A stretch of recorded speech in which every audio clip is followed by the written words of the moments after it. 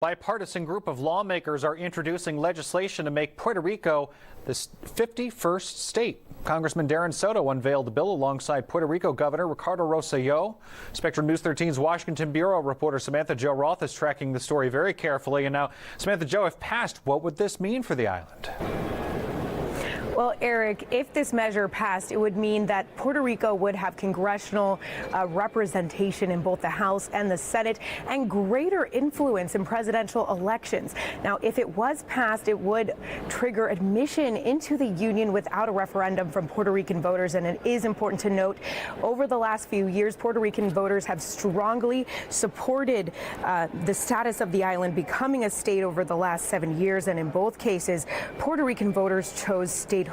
But the results of those votes were purely symbolic because any change in status really does require congressional approval.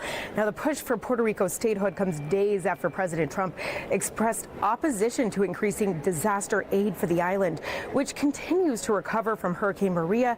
Congressman Soto believes the island would be better served if it was considered a state, especially when it comes to disaster relief funding. As we speak, the Senate is waging a large debate over the NAP program and the funding for Puerto Rico.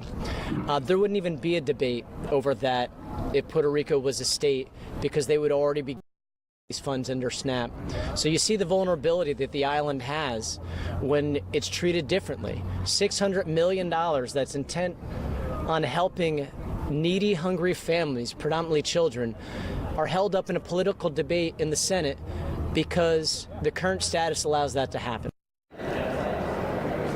Now, currently, this bill does not have a companion bill in the Senate. The Trump administration has been pretty clear in the past that it does oppose statehood for Puerto Rico. So even if it does pass in the House, it may have an uncertain future in the Republican-controlled Senate. Reporting on Capitol Hill, Samantha-Jo Roth, Spectrum News 13.